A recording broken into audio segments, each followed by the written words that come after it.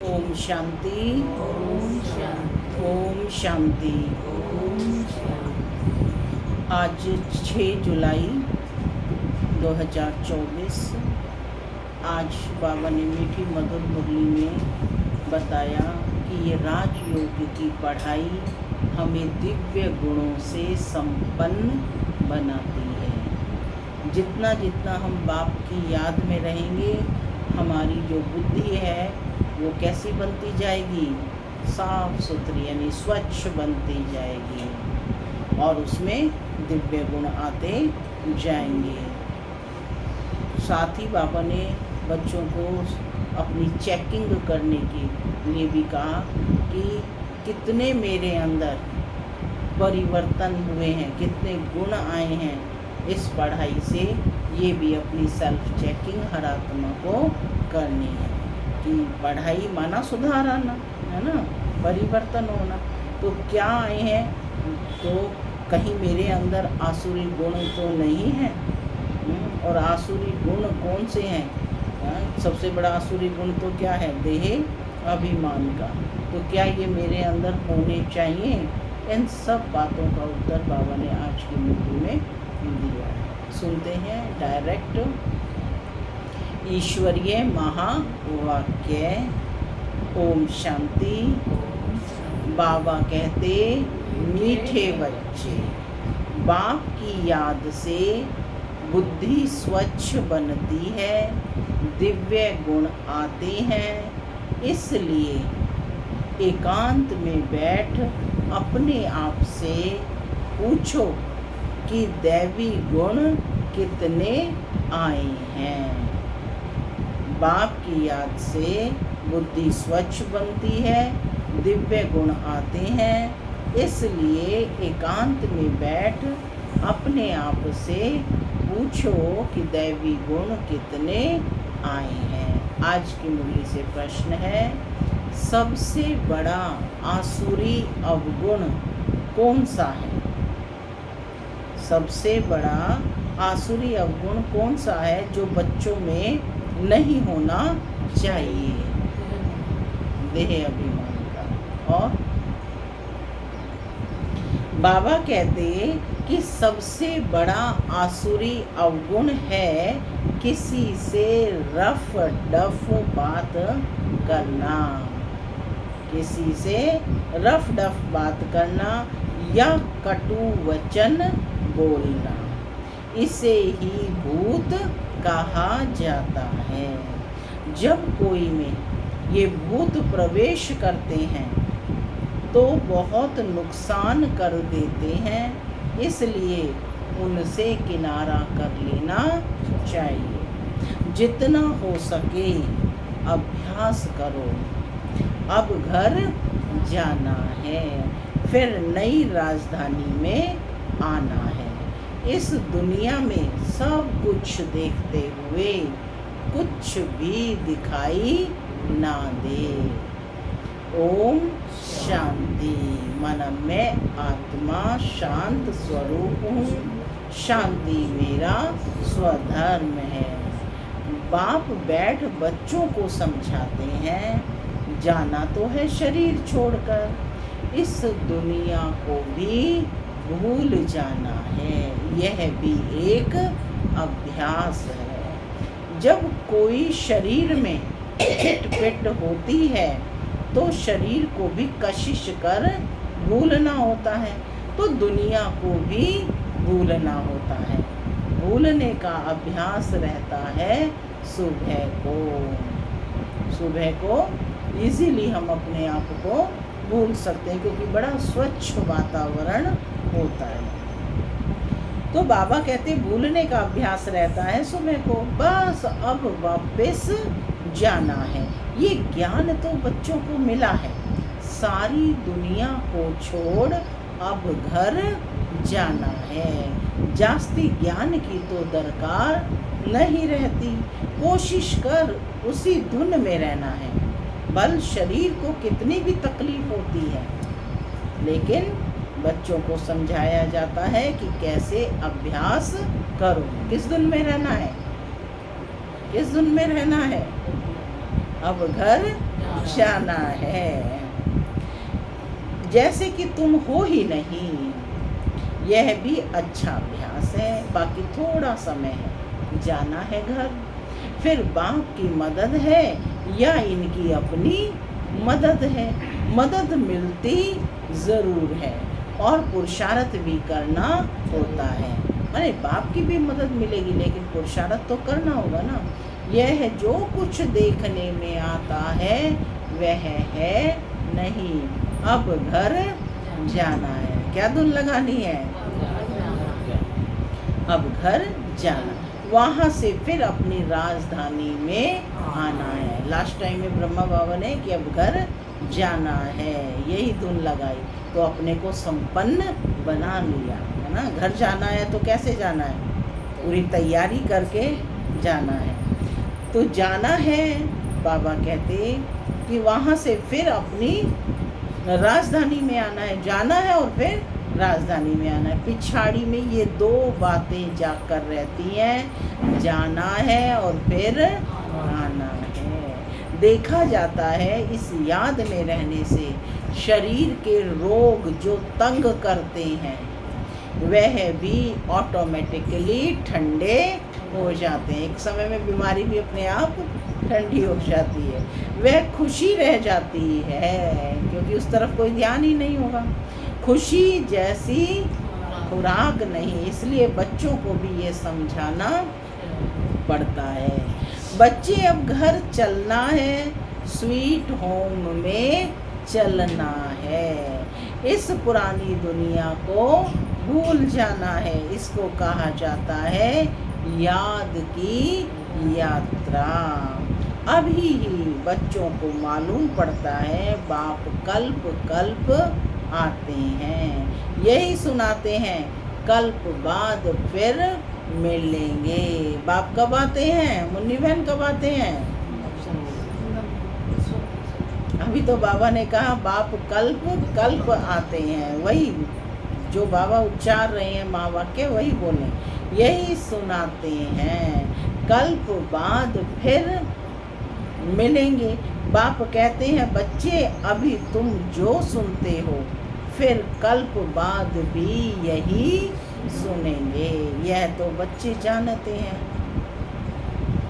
बाप कहते हैं हम कल्प कल्प आकर बच्चों को मार्ग बताता हूँ। मार्ग पर चलना बच्चों का काम है। बाप आकर मार्ग बताते हैं, साथ में ले जाते हैं। सिर्फ मार्ग नहीं बताते, लेकिन साथ में ले भी जाते हैं। यह भी समझाया है ये जो चित्र आदि है पिछाड़ी में कुछ काम नहीं आते। बाप ने अपना परिचय दे दिया, बच्चे समझ जाते हैं बाप का वर्षा बेहद की बादशाही है। क्या मिला बाप का वर्षा? बेहद की बादशाही। बे माने पूरे विश्व के तुम मालिक बनते हो, बादशाही है। जो कल मंदिरों में जाते थे, महिमा गाते थे, इन बच्चों यानी लक्ष्मी नारायण की, बाबा तो इन्हों को भी बच्चे बच्चे कहेंगे, कहेंगे ना, उनको भी बच्चे, वो तो बाप के बच्चे ही हैं ना लक्ष्मी नारायण भी। जो उन्हों के ऊंच बनने की महिमा गाते थे, अब फिर ऊंच बनने का पुरुषार्थ करते हैं। शिव बाबा के लिए नई बात नहीं, तुम बच्चों के लिए नई बात है। युद्ध के मैदान में तो बच्चे हैं, संकल्प विकल्प भी इन्हें तंग करेंगे। माने युद्ध के मैदान में है तो अनेक संकल्प विकल्प भी आएंगे। ये खांसी भी इनके कर्म का हिसाब किताब है। बाबा को, ब्रह्मा बाबा को खांसी आ गई तो बाबा ने बताया कि कर्म क्षेत्र में ये है ना, तो ये खांसी भी इनके कर्म का हिसाब किताब है, इनको भोगना है। बाबा तो मौज में है ना, इनको कर्मातीत बनना है। बाप तो है ही सदा कर्मातीत अवस्था में। हम तुम बच्चों को माया के तूफान आदि कर्म भोग आएंगे, ये समझाना चाहिए। बाबा तो रास्ता बताते हैं, बच्चों को सब कुछ समझाते हैं।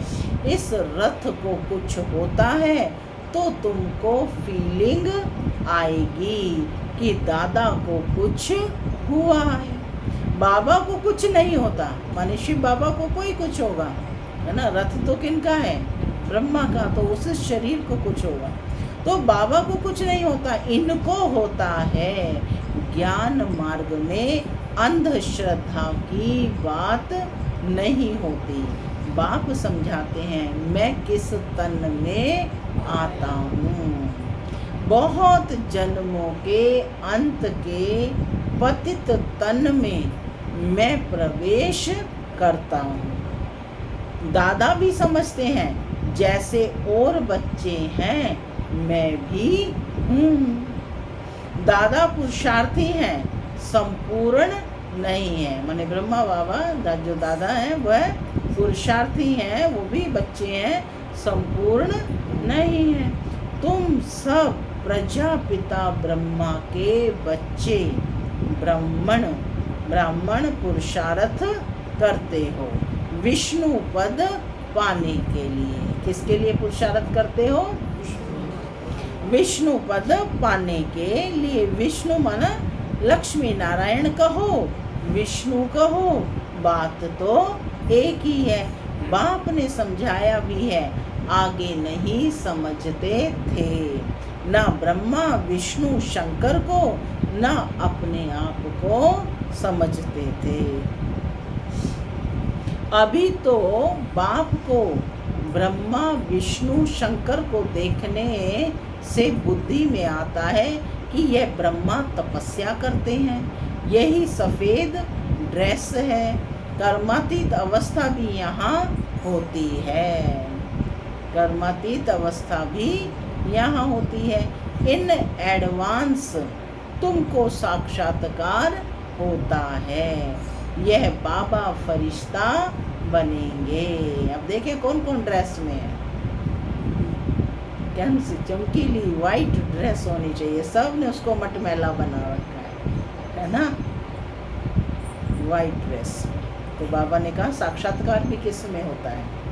इसी में, इस ड्रेस में होगा।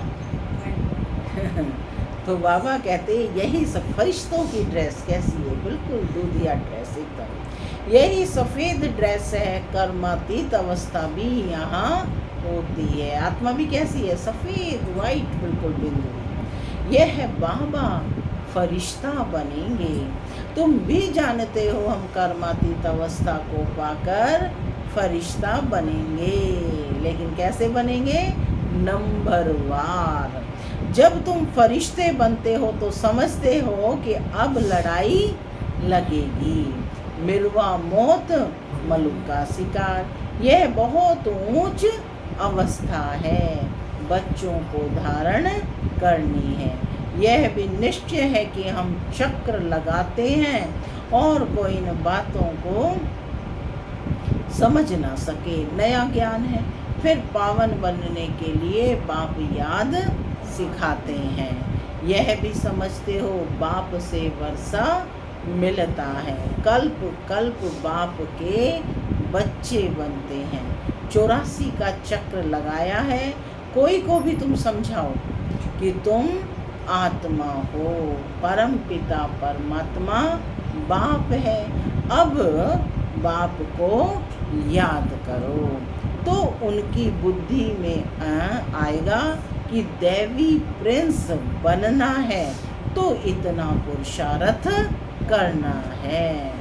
विकार आदि सब छोड़ देना है।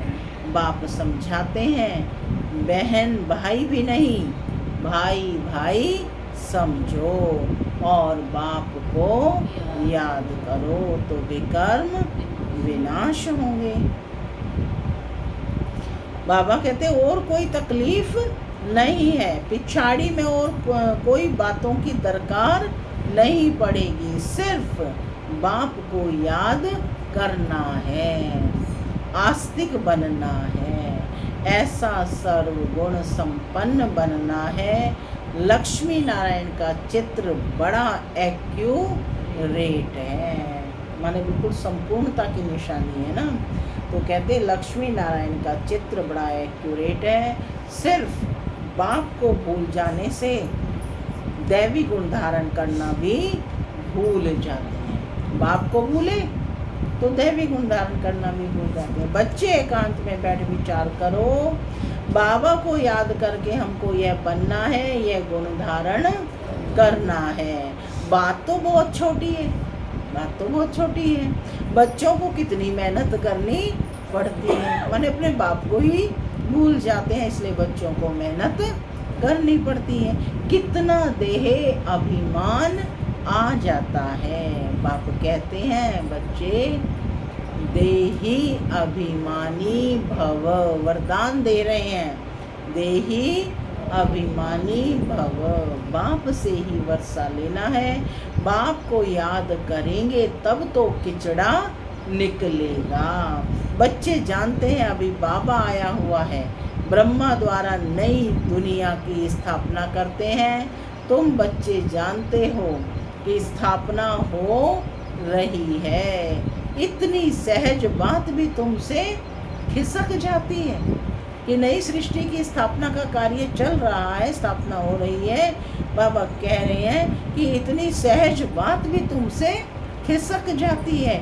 एक अलफ है, बेहद के बाप से बादशाही मिलती है। बाप को याद करने से नई दुनिया याद आ जाती है। अबलाएं कुब्जाएं भी बहुत अच्छा पद पा सकती हैं। सिर्फ अपने को आत्मा समझ बाप को याद करो। बाप ने तो रास्ता बताया है। कहते हैं अपने को आत्मा निश्चय करो। बाप की पहचान तो मिली, बुद्धि में बैठ जाता है। अब पूरे 84 जन्म हुए। क्या कहा बाबा ने कि ये बुद्धि में बैठ जाता है कि बाप की पहचान मिल गई, और बुद्धि में निश्चय बैठ जाता है कि अब पूरे 84 जन्म हुए, घर जाएंगे, फिर जाकर स्वर्ग में पाठ बच जाएंगे। ये प्रश्न नहीं उठता कि कहाँ याद करूं, कैसे याद करूं। बुद्धि में है कि बाप को याद करना है, कि बाप कहाँ भी जाए तुम तो उनके ही बच्चे हो ना।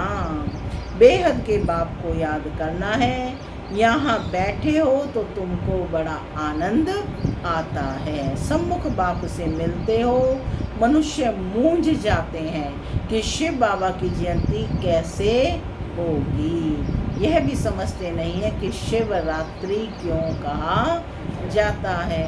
श्री कृष्ण के लिए समझते हैं ना, रात को जयंती होती है, परंतु इस रात्रि की बात नहीं है। ये 24 घंटे वाली रात्रि की नहीं है, दिन रात की बात नहीं। कौन सी रात्रि की बात है? ज्ञान और भक्ति, है ना। ज्ञान माना दिन और भक्ति माना रात। माने ज्ञान का मतलब जब आत्मा को स्वयं की पहचान है, परमात्मा की पहचान है ना। मैं आत्मा हूँ और परमात्मा की संतान हूँ। और जब ये भूल जाते हैं तो उसको रात्रि कहा जाता है। तो शिवरात्रि क्यों कहा जाता है?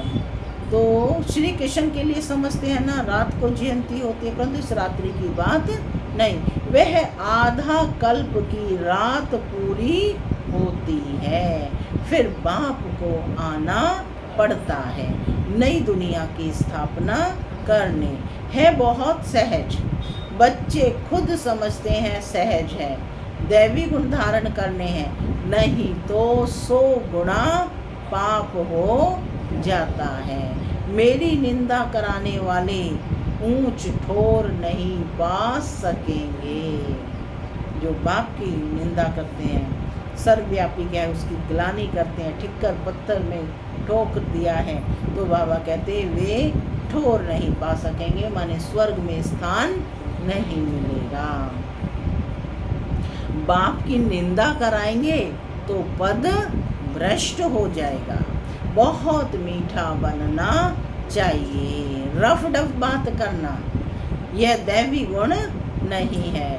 समझना चाहिए कि यह आसुरी अवगुण है। प्यार से समझाना होता है। यह तुम्हारा दैवी गुण नहीं है। यह भी बच्चे जानते हैं कि अभी कलयुग पूरा होता है, यह है संगम युग। मनुष्यों को तो कुछ भी पता नहीं है, कुंभकर्ण की नींद में सोए पड़े हैं। समझते हैं 40,000 वर्ष पड़े हैं, हम जीते रहेंगे, सुख भोगते रहेंगे। ये नहीं समझते कि दिन प्रतिदिन और ही तमो प्रधान बनते हैं। तुम बच्चों ने विनाश का साक्षात्कार भी किया है, आगे चलकर ब्रह्मा का, श्री कृष्ण का भी साक्षात्कार करते रहेंगे। ब्रह्मा के पास जाने से तुम स्वर्ग का ऐसा प्रिंस बनेंगे। इसलिए अक्सर करके ब्रह्मा और श्री कृष्ण दोनों के साक्षात्कार होते हैं। कोई को विष्णु का साक्षात्कार होता है, परंतु उनसे इतना समझ नहीं सकेंगे। नारायण का होने से समझ सकते हैं। यहाँ हम जाते ही हैं देवता बनने के लिए। तो तुम अभी सृष्टि के आदि मध्य अंत का पाठ पढ़ते हो। पाठ पढ़ाया जाता है याद के लिए। पाठ आत्मा पढ़ती है, देह का भान उतर जाता है, आत्मा ही सब कुछ करती है। अच्छे अथवा बुरे संस्कार आत्मा में ही होते हैं। तुम मीठे मीठे बच्चे 5,000 वर्ष के बाद आकर मिले हो। तुम वही हो, फीचर्स भी वही हैं। 5,000 वर्ष पहले भी तुम ही थे। तुम ही कहते हो 5,000 वर्ष बाद आप वही आकर मिले हो। जो हमको मनुष्य से देवता बना रहे हैं। हम देवता थे, फिर असुर बन पड़े, देवताओं के गुण गाते आए, अपने अवगुण वर्णन करते आए। अब फिर देवताओं के गुण गाते आए और अपने अवगुण। देवताओं को क्या कहा? तुम सर्वगुण संपन्न हो, 16 कला संपूर्ण, संपूर्ण निर्विकारी। और खुद को क्या कहा? अपने अवगुण क्या कहे? मैं नीच हूँ, पापी हूँ, खल हूँ, कामी हूँ, है ना, और मुझ निर्गुणहारे में। तो बाबा कहते कि देवताओं के गुण गाते आए, अपने अवगुण वर्णन करते आए। अब फिर देवता बनना है, क्योंकि दैवी दुनिया में जाना है। तो अब अच्छी रीति पुरुषार्थ कर वह ऊंच पद पाओ। टीचर तो सबको कहेगा ना पढ़ो, टीचर तो हर एक को कहेगा पढ़ो। अच्छी मार्क्स में पास हो तो हमारा भी नाम बाला हो और तुम्हारा भी नाम बाला होगा। ऐसे बहुत कहते हैं बाबा आपके पास आने से कुछ निकलता ही नहीं है। तो बाबा कहते सब कुछ भूल जाते हैं, आने से ही चुप हो जाएंगे। यह दुनिया जैसे कि खत्म हुई पड़ी है, फिर तुम आएंगे नई दुनिया में। वह तो बड़ी शोभनिक नई दुनिया होगी। कोई शांति धाम में विश्राम पाते हैं और कोई को विश्राम नहीं मिलता। ऑलराउंड पार्ट है, ऑलराउंड पार्ट वाले तो गए और आए। वहाँ बाबा कहते परंतु तमो प्रधान दुख से छूट जाते हैं, वहाँ शांति सुख सब मिल जाता है। तो ऐसे अच्छी रीति पुरुषार्थ करना चाहिए।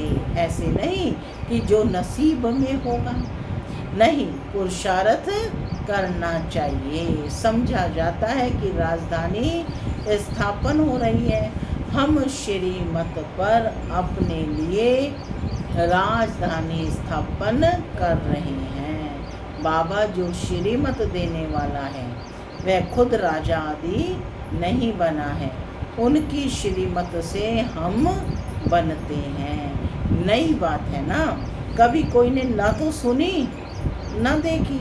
अभी तुम बच्चे समझते हो श्रीमत पर हम बैकुंठ की बादशाही स्थापन करते हैं। हमने अनगिनत बार राजाई स्थापन की है, करते और गंवाते हैं।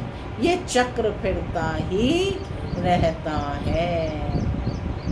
ये चक्र फिरता ही रहता है। पादरी लोग जब चक्र लगाने निकलते हैं तो और कोई को देखना भी पसंद नहीं करते हैं, सिर्फ क्राइस्ट की ही याद में रहते हैं, शांति में चक्र लगाते हैं। समझ है ना कि क्राइस्ट की याद में शांति में चक्र लगाते हैं, ये समझ है ना कि क्राइस्ट की याद में कितना रहते हैं। ज़रूर क्राइस्ट का साक्षात्कार हुआ होगा।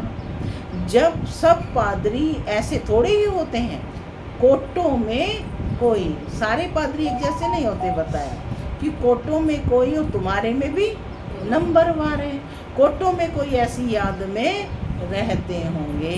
ट्राई करके देखो, और कोई को नहीं देखो, बाप को याद करते स्वदर्शन चक्र फिराते रहो, तुमको अथाह खुशी होगी।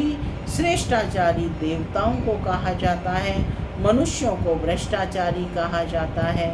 इस समय तो देवता कोई है नहीं, आधा कल्प दिन और आधा कल्प रात, यह भारत की ही बात है। बाप कहते हैं मैं आकर सबकी सदगति करता हूँ। क्या कहा?